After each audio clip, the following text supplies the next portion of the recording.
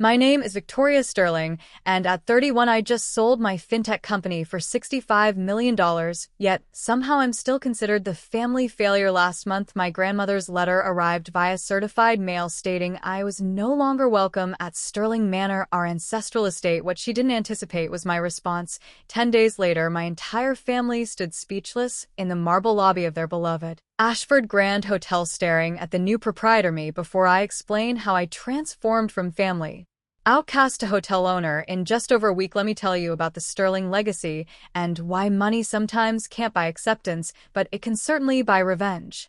I grew up in Boston's Beacon Hill in a federal-style townhouse that had been in our family since 1847. The Sterling name carried weight in Massachusetts high society circles. My great-great-grandfather Theodore Sterling made his fortune in shipping and railroads, establishing a dynasty that subsequent generations worked tirelessly to maintain. Our family crest hung prominently in the mahogany-paneled study where portraits of distinguished Sterling ancestors gazed down with stern approval at their privileged descendants. My grandmother Eleanor Sterling was the family matriarch. At 82, she commanded respect through a combination of old money elegance and razor-sharp judgment. She served on the boards of 3 major charities, chaired the annual Boston Symphony fundraiser, and could trace our genealogy back to the Mayflower with documentation to prove it. Eleanor believed deeply that with privilege came responsibility, not just to maintain wealth, but to uphold the family's sterling reputation.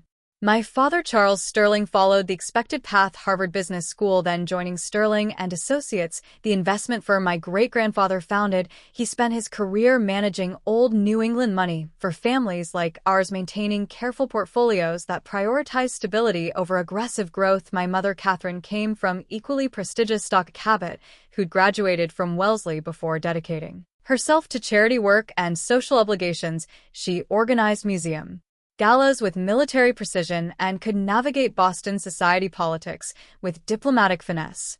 My older sister Elizabeth, 34, embodied everything the Sterling family valued. She graduated summa cum laude from Harvard Law, joined a white shoe Boston firm, and married Jonathan Whitmore, whose family owned half of Martha's Vineyard. Their wedding was featured in Town and Country magazine. Elizabeth now manages the family foundation while raising 2 impeccably behaved children who already attend the same preparatory school that educated 3 generations of Sterlings. My younger brother Alexander, 28, studied international relations at Yale before joining the State Department. He's currently stationed at the embassy in London, sending home letters about diplomatic receptions and weekend visits to country estates. His Instagram feed reads like a travel magazine featuring photos from embassy parties, polo matches, and exclusive club dinners. Alex represents the Sterling family's global sophistication, our cosmopolitan ambassador to the world.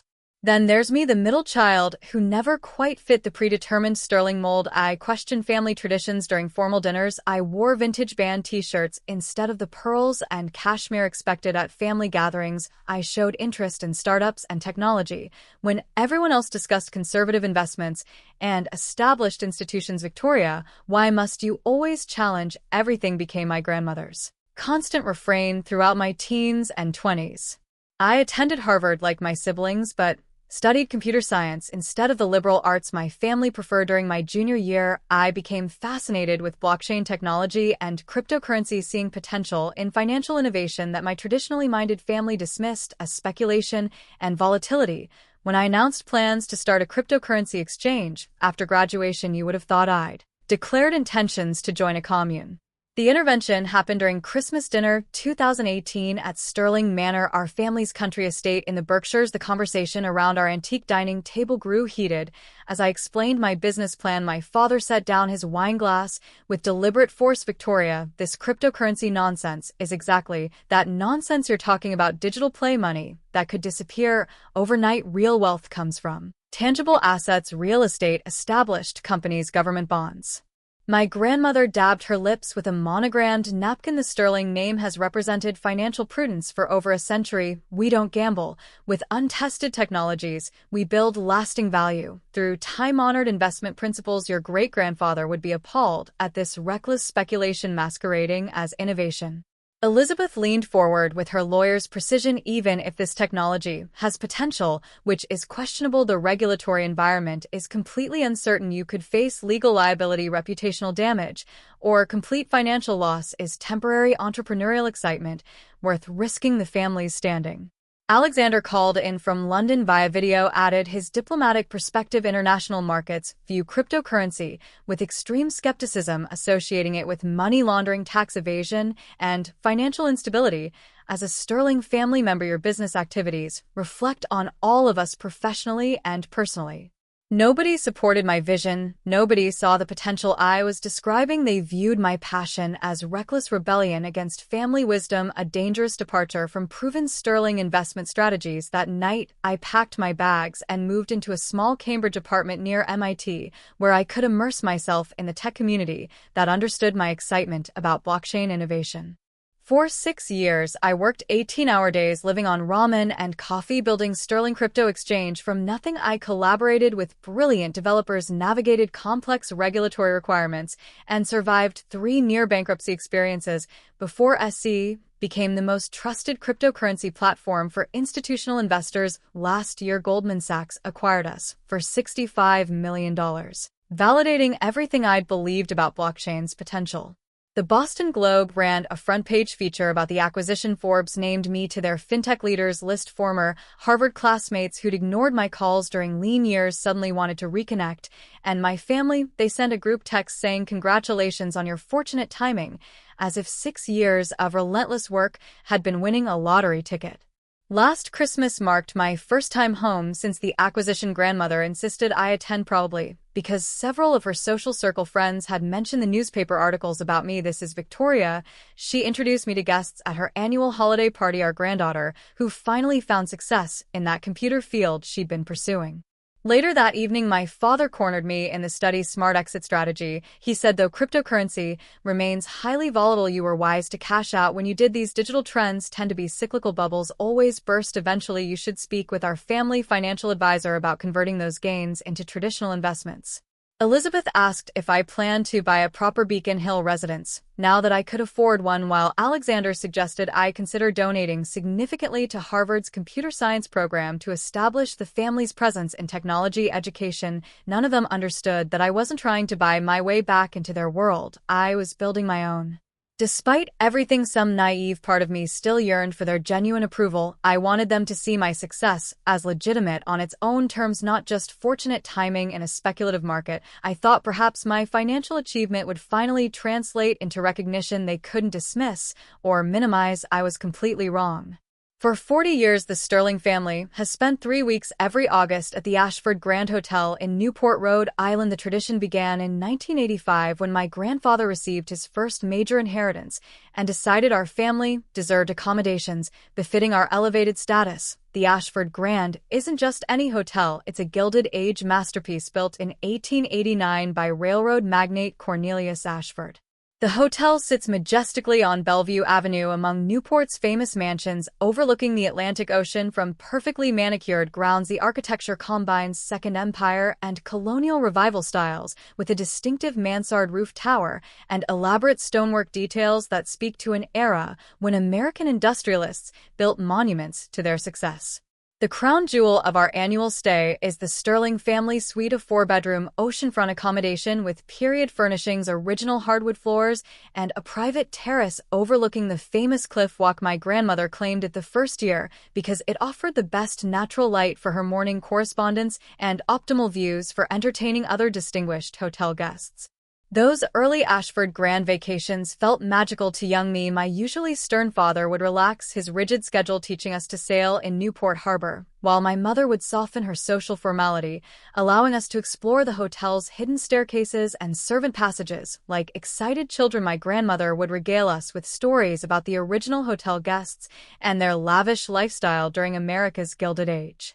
Every year, on our final evening, we'd dress formally for a family portrait in the hotel's grand ballroom beneath crystal chandeliers and gilded mirrors that had witnessed over a century of celebrations. Those photographs lined our Beacon Hill hallway, creating a visual timeline of Sterling family tradition and prosperity. As a teenager, I began feeling disconnected from the performance required during our Newport weeks. While my siblings effortlessly played their roles as privileged young Sterlings, I struggled to maintain enthusiasm for 3 weeks of mandatory family togetherness. By 16, I'd bring programming books to read on the beach, separating myself from group activities. Victoria, please try to engage. My grandmother would chide. You have your entire life to pursue individual interests. These 3 weeks are about family unity and shared experiences. But this year was different. For the first time since starting my company, I could contribute meaningfully to our family vacation. More than contribute, I could fund extraordinary experiences that would elevate everyone's enjoyment. I called the Ashford Grand in May and arranged comprehensive upgrades for our entire group. I booked the adjacent ambassador suite for Elizabeth's family so the children would have dedicated play space. I reserved couples spa treatments for Elizabeth and Jonathan plus Alexander and his new girlfriend Sophia. For my parents, I arranged a private wine tasting featuring vintages from the hotel's legendary cellar.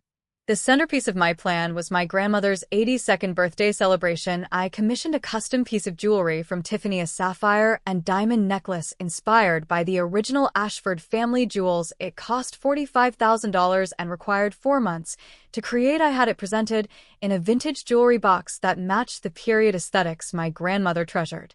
2 weeks before our departure, I contacted the hotel's concierge and arranged for a professional photographer to document my grandmother receiving the necklace during our traditional formal dinner. I wanted to create a perfect memory, one where I wasn't the family disappointment, but the granddaughter who understood what mattered to our matriarch.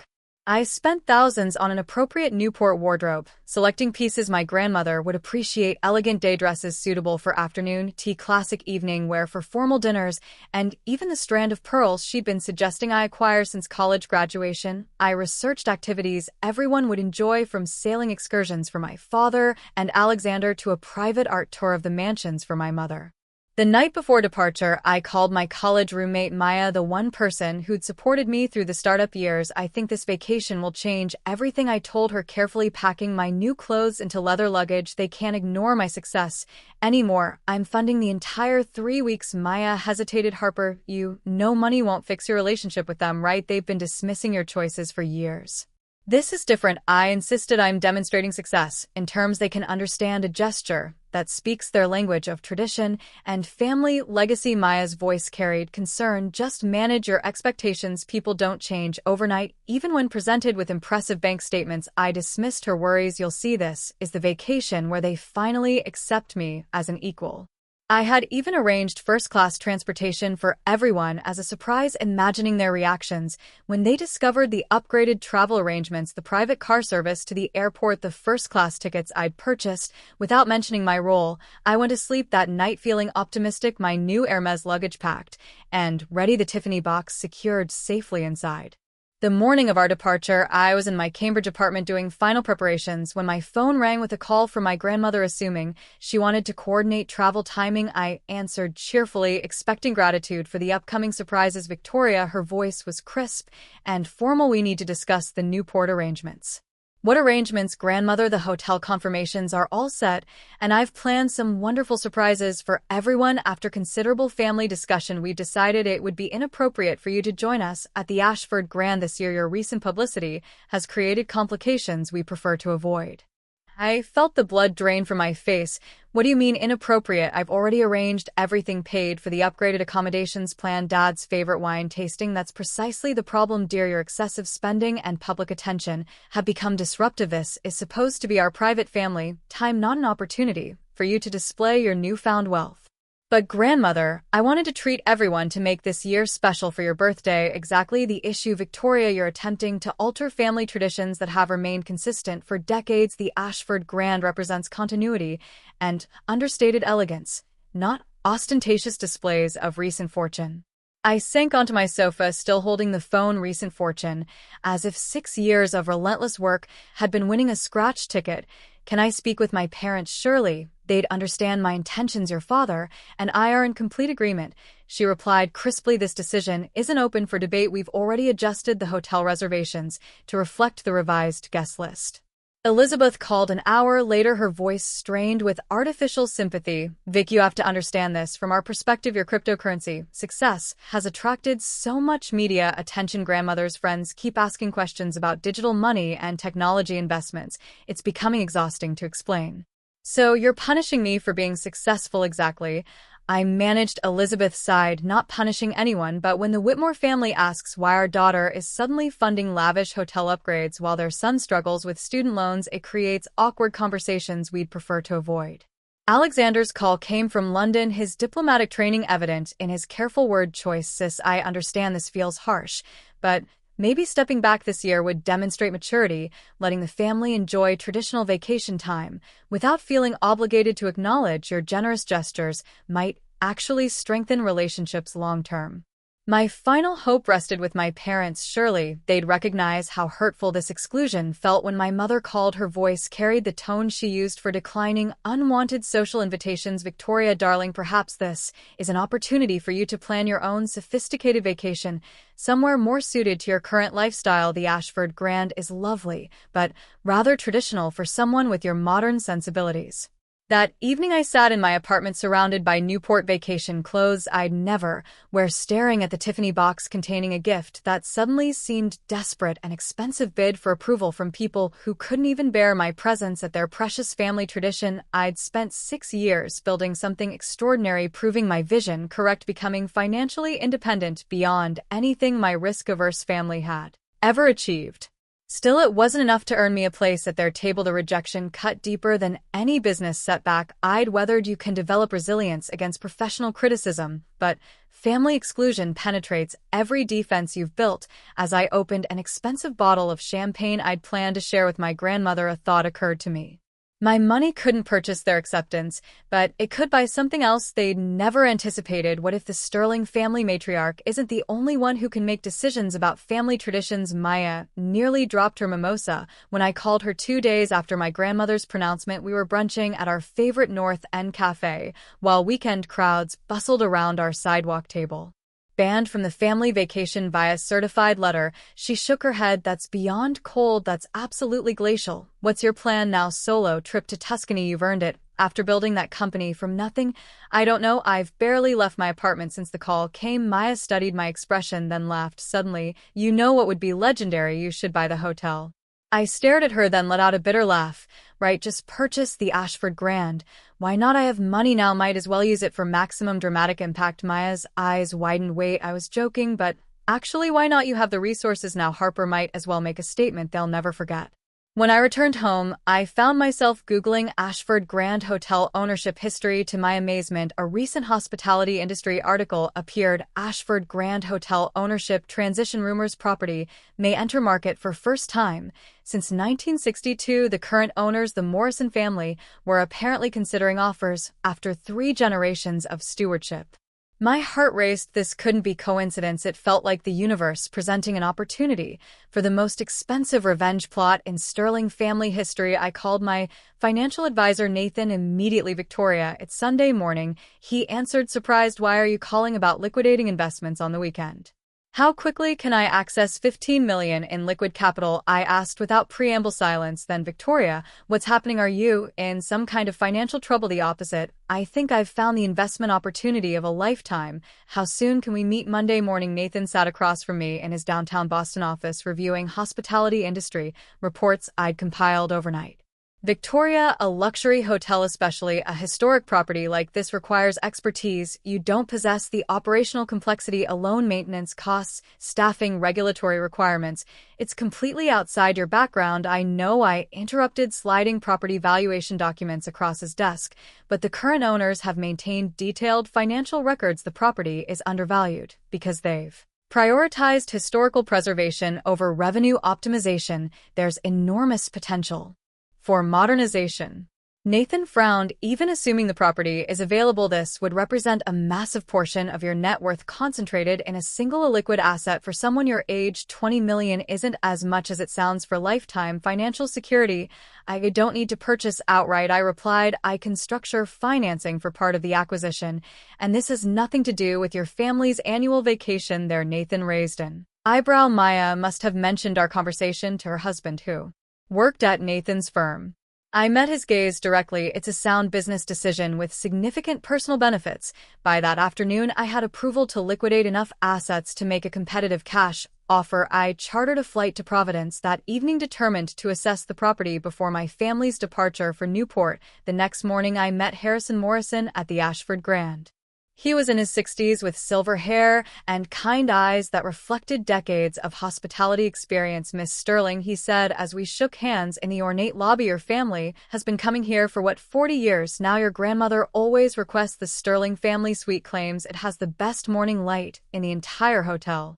We toured the property as Harrison shared its history, from Cornelius Ashford's original vision to the Morrison family's careful stewardship over 6 decades. "My wife passed 2 years ago," he explained as we walked through the grand ballroom. "She was the heart of this operation, the one who remembered every guest's preferences, every anniversary, every special request." Without Margaret continuing feels wrong, he continued, "But I've been waiting for the right buyer, someone who understands the Ashford Grand's legacy, someone who appreciates what makes this place special rather than just viewing it as a real estate transaction." "Why not sell to a major hotel chain?" I asked as we strolled the oceanfront gardens.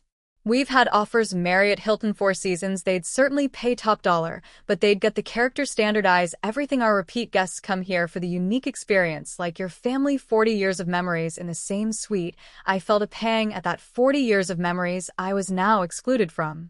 As sunset approached, we sat on the hotel's oceanfront terrace overlooking the Atlantic. Harrison shared detailed financial information: summer season profitability, winter challenges, and untapped potential for corporate retreats, destination weddings, and cultural events. "The asking price is $28 million, he said finally, "but for the right buyer, someone committed to preserving the Ashford Grand's heritage while bringing fresh vision, I might consider flexibility."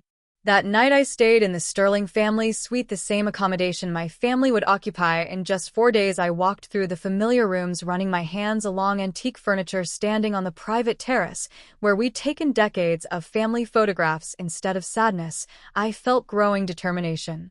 This place had always represented the few times my family felt genuinely united. What if I could transform it into something representing my independence instead? What if I could honor the history while writing a new chapter entirely under my control? I called my attorney, Jennifer, from the suite's living room, the sound of ocean waves providing a dramatic backdrop. "I need you to prepare a purchase offer on a historic property, and I need the transaction completed within 4 days." "Jennifer, 4 days? For a hotel acquisition? That's almost impossible even with cash offers. Properties of this magnitude require extensive due diligence. The seller is motivated, and I'm offering significant cash down. We'll structure the remainder as seller financing with favorable terms for both parties. The Morrison family wants someone who will preserve the property's character, not just another corporate acquisition. I've already verified my financing capacity." The next morning I signed a preliminary purchase agreement with final closing scheduled for the day before my family's arrival. Harrison would remain as general manager during the transition, and I'd retain all current staff, with improved compensation packages. As I shook Harrison's hand, he smiled knowingly. "Your grandmother mentioned you were the independent one in the family. Perhaps the Ashford Grand could benefit from some independence, too." I spent the next 3 days assembling an elite team and developing my strategy. This wasn't just about shocking my family anymore. It was about claiming something meaningful for myself, creating a vision that honored tradition while embracing innovation. The moment the final papers were signed, I became owner of the Ashford Grand Hotel. 3 days before my family's arrival, I faced an enormous challenge. "We need to prioritize," I told Margaret, Harrison's wife, who'd returned to help with the transition. "The Sterling family suite requires attention first, then the main lobby and dining room." I'd brought a team of contractors from Boston, offering substantial bonuses for the expedited timeline. Interior designer Charles flew in from New York with fabric samples and architectural plans. "The goal isn't complete transformation," I explained during our first staff meeting. "The Ashford Grand's appeal lies in its authentic historic character. We're enhancing, not replacing. Every decision must honor Cornelius Ashford's original vision while meeting contemporary luxury standards." The staff seemed cautiously optimistic, especially after I announced immediate raises for everyone and enhanced benefits including healthcare and retirement contributions. "Miss Sterling understands our traditions," Margaret assured the housekeeping team. "Her family has been creating memories here for 4 decades. We worked around the clock. The Sterling family suite received museum-quality restoration with original fabrics reproduced using period-appropriate techniques. The bathrooms were updated with modern amenities, discreetly integrated to maintain historical authenticity. Smart home technology was carefully installed, automated climate control lighting systems, and entertainment options controlled via smartphone. I personally supervised the installation of new pieces that would catch my grandmother's attention: a pristine antique secretary desk that matched the room's existing furniture, a crystal chandelier I'd found at a Boston estate auction, and most significantly a collection of Ashford family memorabilia I'd acquired from a private collector. In the main lobby, we refreshed the flower arrangements with historically accurate species that would have graced the hotel during its golden age. The grand ballroom received new silk wall coverings, and I worked with the executive chef to recreate Gilded Age dinner menus with contemporary culinary techniques that elevated traditional recipes. The night before my family's arrival, I prepared their welcome amenities: a bottle of my father's preferred cognac, artisanal chocolates from a local Newport confectioner, and a personalized note signed by the management welcoming them back for another year. No mention of the ownership change, that revelation I intended to deliver personally. I barely slept that night, my mind racing between anticipation and anxiety. Was this the most expensive family drama in history, or a brilliant business acquisition that would also reclaim my narrative? At dawn, I called Maya, showing her the restored suite by video chat. "You actually did it, you magnificent crazy person. You bought a hotel to spite your family. It's not just about them anymore," I insisted. "This property has incredible potential, but yes, I'm looking forward to seeing their faces when they discover who signs their bills now." Maya grinned. "What exactly happens after you drop this bombshell, Harper? Are you prepared for the nuclear family fallout?" I hadn't thought beyond the initial shock. "I suppose I want them to see me, really see me, not as the family disappointment, but as someone who succeeded spectacularly on my own terms." While Maya laughed, "You've guaranteed they can't ignore you now. Just brace yourself for impact. Your grandmother isn't going to accept this quietly." At 2 o'clock, I positioned myself in the lobby, wearing an elegant navy dress, with a discreet owner's pin on my lapel. Through the front windows, I watched my family's convoy approach. My parents' Mercedes, followed by Elizabeth's Range Rover. My heart hammered as 40 years of seeking their approval culminated in this moment of complete role reversal. The hotel's front doors opened. My father entered first, removing his sunglasses and scanning the lobby with the relaxed expression he only wore at the Ashford Grand. My grandmother followed, regal as always in her pearls and Chanel suit. Behind them came Elizabeth and Jonathan with their children, then Alexander and Sophia, all carrying expensive luggage and wearing expressions of inherited entitlement. I watched from beside the reception desk as they registered the subtle improvements to the space: the refreshed lighting, the carefully chosen antique additions, the staff's crisp uniforms with newly designed name tags. "The lobby looks different," my father commented to the desk clerk, a new hire named Thomas, who'd been thoroughly briefed. "Yes, sir, we've recently completed some historical restoration projects," Thomas replied smoothly. "Welcome back to the Ashford Grand, Mr. Sterling." My grandmother frowned slightly. "The floral arrangements are different. We always have white roses in summer, not this variety of period flowers." "I apologize, Mrs. Sterling. I'll make note of your preference," Thomas said, not mentioning that I'd personally researched the historically accurate botanical displays and the Sterling family suite. She continued, "Has it been maintained exactly as requested? Same antique furnishings, same morning light exposure?" "There have been some enhancements to your accommodation." Thomas glanced at me, "our prearranged signal, but I believe you'll find everything quite fascinating." That was my cue. I stepped forward, my pulse thundering so loudly I was certain they could hear it. "Hello, family," I said, my voice steadier than I felt. 6 heads turned simultaneously. My grandmother's hand flew to her pearl necklace. My father looked genuinely confused. "Victoria, what are you doing here? I thought we explained the situation." "What I understand," I replied, stepping closer, "is that you're checking into my hotel." The lobby fell silent. Even my young niece and nephews seemed to sense something momentous happening, pressing closer to their parents. "You're what?" Elizabeth finally managed her lawyer's composure, cracking. "I believe the traditional response is congratulations on your acquisition," I said, forcing a smile. "I purchased the Ashford Grand 3 days ago." My grandmother's face flushed crimson. "This is preposterous. Another one of your theatrical gestures. Harrison Morrison would never sell this hotel to anyone. He's been here longer than our family has been coming, and Harrison Morrison retired officially yesterday," I cut in. "He's staying as general manager during our transition. He sends his regards. Said he'll miss your annual complaints about the breakfast service timing." My father's mouth opened and closed silently. Alexander let out a nervous laugh that died when nobody joined him. This has to be a joke, Elizabeth said flatly. Some kind of elaborate prank. I turned to Thomas. Please escort the Sterling family to their suite. Their usual accommodation has been prepared, complimentary of course. The walk to the Sterling family's suite felt eternal. My grandmother marched ahead with military bearing while my father kept glancing at me with bewilderment. Elizabeth peppered me with questions about financing and legal structure, her investment background. Struggling to process the situation, Alexander remained diplomatically silent, while his girlfriend Sophia looked fascinated by the unfolding drama. When we reached the suite, I unlocked the door with my master key and stepped aside. My grandmother entered first, her sharp intake of breath audible as she registered the changes to her familiar domain. What have you done to our room? She whispered, moving from space to space. Where are our personal photographs? Where is the furniture arrangement we specifically requested? I've restored the suite to its original 1889 configuration, I said, simply using period-appropriate pieces and authentic Ashford family artifacts. You've erased us, she accused, her voice rising. 40 years of family memories, our traditions, our sacred space. Funny, I replied, unable to keep the edge from my voice. That's exactly what you did to me when you banned me from this vacation. My father intervened with his diplomatic instincts.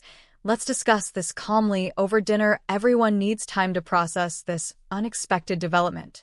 Dinner was set for 7 in the grand ballroom, now featuring a historically inspired menu I developed with the executive chef. My family arrived together, having spent hours in shocked conference. Without me, they fell silent as I approached their table, wearing a black evening dress, nothing flashy, but unmistakably expensive.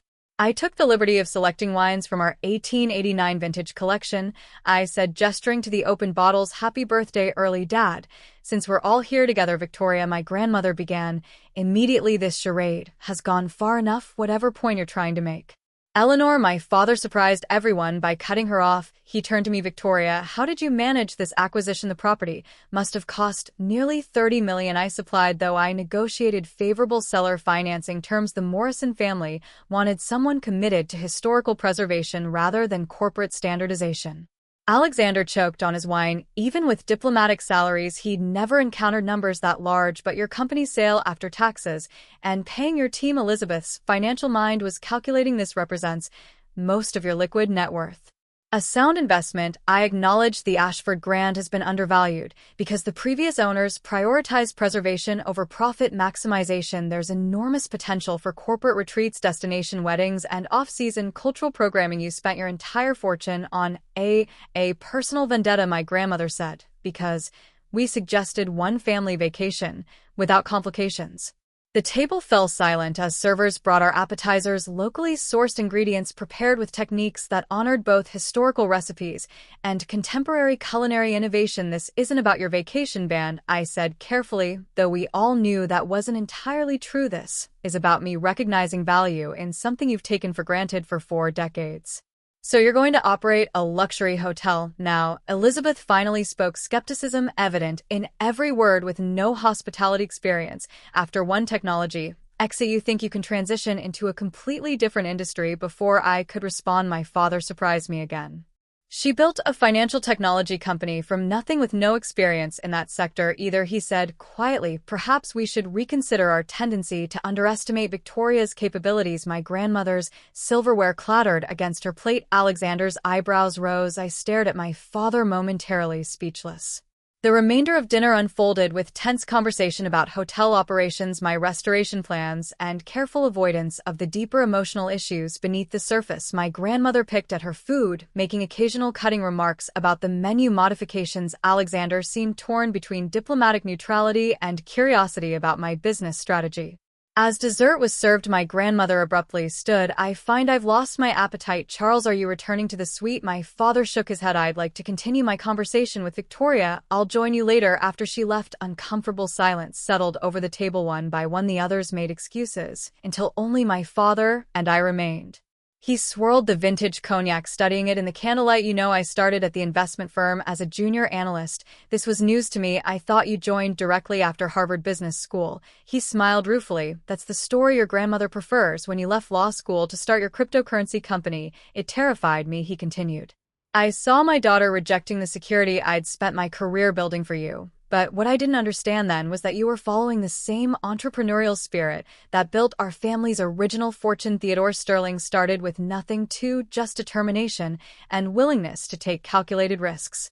He reached across the table, taking my hand. I'm proud of you, Victoria, not just for this grand gesture, though I admit it's quite remarkable. I'm proud of the courage you've shown building something meaningful from your own vision that takes real sterling determination.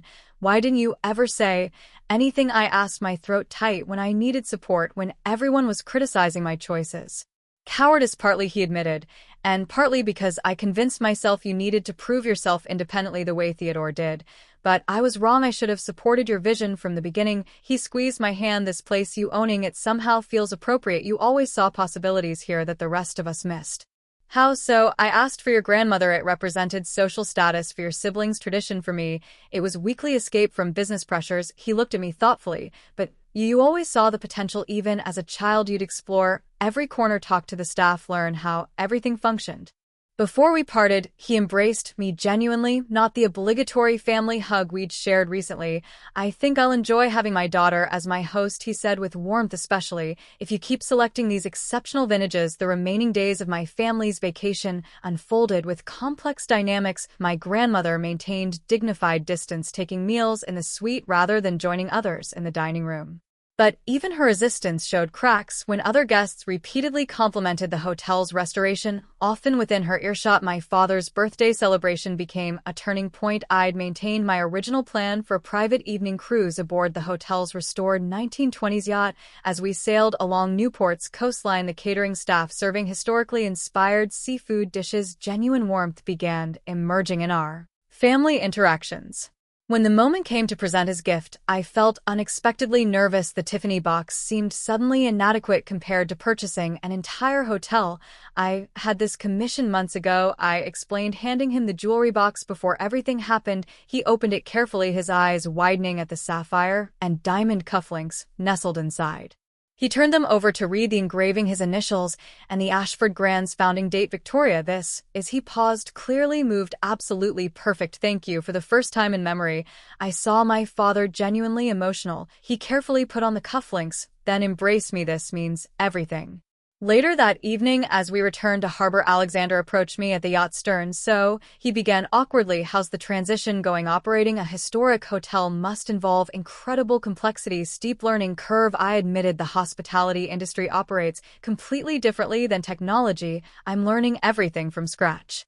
He nodded thoughtfully. You know, my diplomatic background could be useful if you're interested. International marketing, cultural programming. I've developed relationships with embassy tourism boards that might benefit the hotel's off-season bookings. I studied my brother's face, seeing something I hadn't noticed before, genuine interest in meaningful work, perhaps even envy for my bold career transition.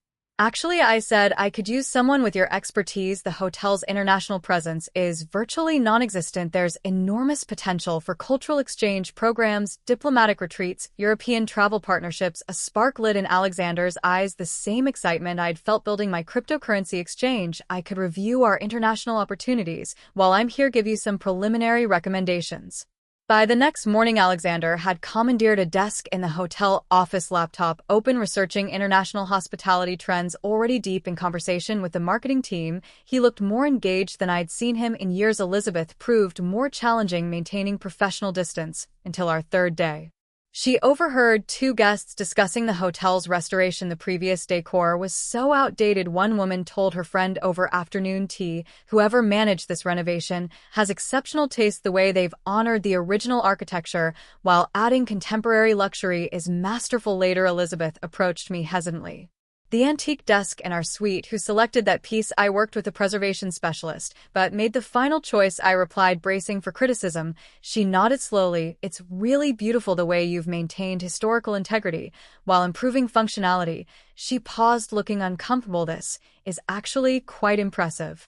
I learned about historical preservation from you. Actually, I offered all those colonial house tours you dragged us to. Growing up, your passion for period authenticity taught me to appreciate architectural heritage. This small acknowledgement opened a door. The next day, Elizabeth tentatively suggested some adjustments to the grand ballroom's event lighting. By the following afternoon, she was coordinating a photo shoot for the hotel's new brochure styling historical vignettes with natural talent I hadn't fully appreciated before. Even Jonathan, though initially uncomfortable, began offering business insights. "You're excellent at staff management," he admitted grudgingly. Most new owners would impose dramatic changes without understanding existing culture. "Building a technology company taught me that success depends on people, not just systems," I told him. "Something your medical practice probably demonstrated too." My grandmother remained the final holdout, maintaining elegant distance until the evening before their departure. I found her alone on the suite's terrace watching sunset over the Atlantic. "I suppose you'll modernize everything next," she said as I approached, installing elevators and contemporary furnishings to replace authentic period pieces. "Actually, no," I sat in the adjacent chair. "The Ashford Grand stays historically authentic. Some things shouldn't change." She remained quiet for a moment. "You've always delighted in opposing me, Victoria, from childhood. You questioned every family tradition, every social expectation." "I wasn't opposing you, grandmother. I was trying to be myself. And now you've spent a fortune proving your independence, purchasing our family sanctuary. It's unprecedented even for a Sterling." I took a deep breath. It wasn't about opposition, not entirely. It was about claiming something meaningful to me on my terms, creating value where others saw only tradition. She studied me with an expression I couldn't interpret. "Your father believes you'll be brilliant at this, Alexander, too surprisingly." "And what do you think?" I asked. She smoothed an invisible wrinkle from her silk scarf. "I think you've always been determined to forge your own path regardless of family expectations or social conventions." A pause. "Perhaps the determination will serve you well here." As she stood to leave, she handed me a small wrapped package. "I intended to mail this after our return. Now I suppose I can deliver it personally." Inside was a framed photograph, not one of our formal hotel portraits, but a candid shot I'd never seen, me at about 8 years old, examining the hotel's antique grandfather clock with intense concentration. "You always did like understanding how things worked," she said quietly, and disappeared inside. 6 months later, the Ashford Grand had undergone a renaissance. We extended the season by 6 weeks with targeted marketing and specialized programming. The dining room earned recognition from Condé Nast. Traveler bookings for the following summer were completely sold out. I implemented the Sterling Family Heritage Program, week-long retreats designed for multi-generational families struggling with communication and tradition versus innovation conflicts. The package included historical tours, facilitated family discussions, and optional counseling sessions. It became our signature off-season offering. My family dynamics evolved in unexpected directions. My father took early retirement and began spending 2 weeks monthly at the hotel, offering business guidance, but mostly enjoying the intellectual stimulation of hospitality management. Alexander left the State Department to become our Director of International Relations, bringing Sophia to live in Newport year-round. Elizabeth started visiting monthly, ostensibly to review the hotel's legal compliance, but actually to escape Boston's suffocating social expectations. She'd arrive with her children, who'd immediately disappear into the hotel's hidden passages, just as we had decades earlier. Jonathan began extending his stays, finding the ocean air beneficial for his stress-related health issues. The most surprising transformation was my grandmother's. She never explicitly apologized for the vacation ban, but her actions spoke volumes. She established a seasonal residence in Newport, taking a suite at the hotel from May through October. "Someone needs to ensure standards are maintained," she declared, but I noticed her reviewing our guest satisfaction surveys with genuine pride. She became our unofficial ambassador to Newport's social elite, hosting afternoon teas that drew influential visitors from across New England. Her meticulous attention to protocol and historical accuracy elevated our reputation among the exact demographic that had always excluded me from their circles. 1 year after the acquisition, Maya visited for our first Sterling Family Heritage Program retreat. She found me in the hotel office at midnight, reviewing proposals from 3 different hospitality management companies interested in franchising our multi-generational family reconciliation model. "So," she said, settling into the antique chair across from my desk, "how does it feel to be the family success story instead of the family disappointment?" I looked up from the financial projections. "Honestly, complicated. I spent so many years craving their approval that I forgot what I actually wanted for myself." "And what do you want now?" I gestured toward the stack of franchise proposals. "To build something meaningful. The Sterling name meant something once: integrity, innovation, lasting value. I want to restore that legacy, not just claim it. Maya smiled. Your great-great-grandfather would be proud. He built railroads and shipping companies. You built a fintech empire and now a hospitality brand. Different centuries, same entrepreneurial spirit. 2 years later, the Ashford Grand model had expanded to 5 historic properties across New England. We specialized in preserving architectural heritage while creating spaces for families to reconnect across generational divides. The Sterling Heritage Program had a 6-month waiting list and had been featured in Harvard Business Review as an innovative approach to family wealth transition. My grandmother, now 84, had become the face of our marketing campaigns, elegant, distinguished, the embodiment of old-world sophistication enhanced by contemporary service excellence. She would have been mortified to learn her image appeared on Instagram, but our social media following included international luxury travelers who specifically requested her personal recommendations. The final piece of my transformation came during our family's 5th annual reunion at the hotel. We'd gathered for Alexander's wedding to Sophia, the first Sterling family celebration I'd planned rather than endured. As I watched 3 generations dancing in the grand ballroom beneath the same crystal chandeliers that had witnessed my childhood, I realized something profound had shifted. I wasn't the family outcast anymore, but I also wasn't desperately seeking inclusion. I had created something entirely my own, a business that honored tradition while embracing innovation, a legacy that would outlast any individual family member's approval or disapproval. My grandmother approached me as the evening wound down, her sapphire necklace, the one I'd commissioned for her 82nd birthday, catching the chandelier light. "Victoria," she said, adjusting her pearls with characteristic precision, "I believe I owe you an acknowledgement." I waited, uncertain where this conversation was leading. When I banned you from our Newport vacation, I was protecting what I thought our family represented: stability, propriety, adherence to proven traditions. What I failed to recognize was that you weren't threatening our legacy, you were evolving it.